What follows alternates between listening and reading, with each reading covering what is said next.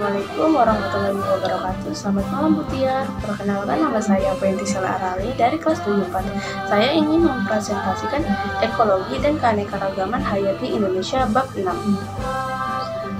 A. Bagaimana pengaruh lingkungan terhadap suatu organisme? Tanamlah biji tanaman, misalnya biji kacang di kebun sekolah dalam beberapa lubang.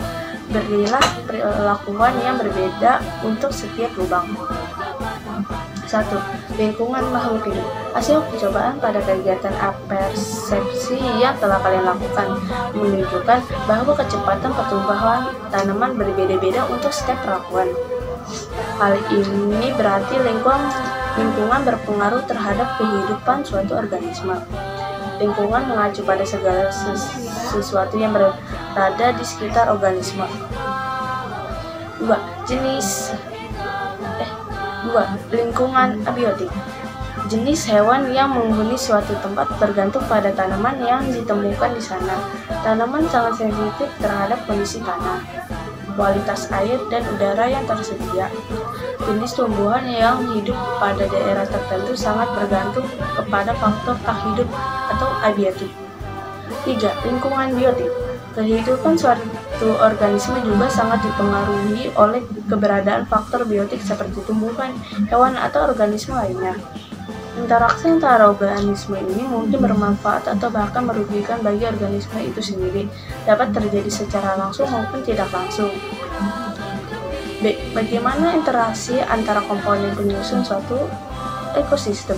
Pergilah ke kebun sekolah, taman, atau hutan di sekitar sekolah. Dapatkah kalian menemukan tumbuhan yang menempel pada tumbuhan lainnya? Adakah hewan yang berinteraksi dengan tumbuhan, misalnya sedang memakan bagian tumbuhan tersebut atau menjadikan sebagai tempat bersarang? 1. Ekosistem. Ekosistem adalah suatu sistem di mana terjadi hubungan interaksi saling ketergantungan antara komponen-komponen di dalamnya, baik yang berupa makhluk hidup maupun yang tak hidup. Ilmu yang mengkaji hubungan saling ketergantungan antara makhluk hidup dan tak hidup di dalam suatu ekosistem disebut ekologi. 4. Aliran energi.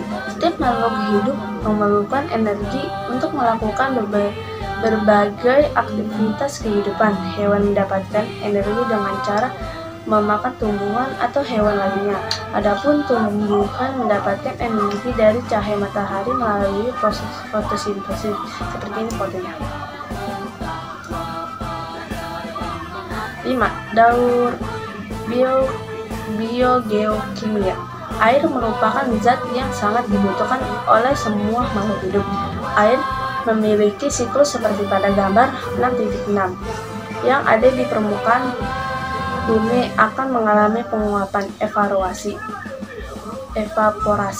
Sangat terkena sinar matahari membentuk awan. 6. Interaksi antara komponen ekosistem. Berdasarkan aktivitas 6.4, interaksi antara komponen ekosistem tidak hanya terjadi antara makhluk hidup saja. Interaksi dapat juga terjadi antara komponen abiotik dengan abiotik lainnya.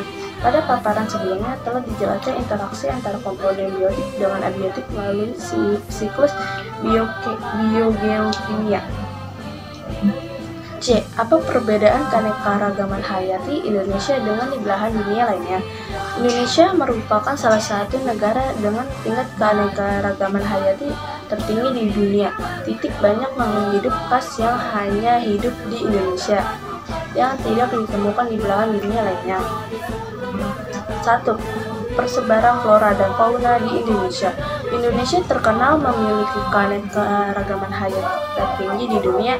Indonesia memiliki banyak bioma seperti bioma hutan, hujan tropis, savana, pantai, dan padang rumput. Hal ini ditunjang oleh letak geografis yang terletak di garis ekuator yang menerima cahaya matahari sepanjang tahun dan curah hujan yang tinggi. 2. Ancaman keanekaragaman hayati di Indonesia. Banyak flora dan fauna khas Indonesia yang terancam eksistensinya akibat kegiatan manusia dan bencana alam, seperti pembunuhan hutan, deforestasi, kebakaran hutan, banjir, dan kekeringan. D. Bagaimana pengaruh manusia terhadap ekosistem? Manusia merupakan spesies di bumi yang paling mendominasi. Oleh karena itu, setiap aktivitas manusia akan berpengaruh terhadap keberadaan suatu ekosistem. 1. Pertanian dan produksi pangan. Salah satu kegiatan manusia yang telah dilakukan selama ribuan tahun adalah bercocok tanam untuk menyediakan kebutuhan pangan. Kegiatan manusia di bidang pertanian turut mempengaruhi ekosistem dunia. 2. Kerusakan habitat.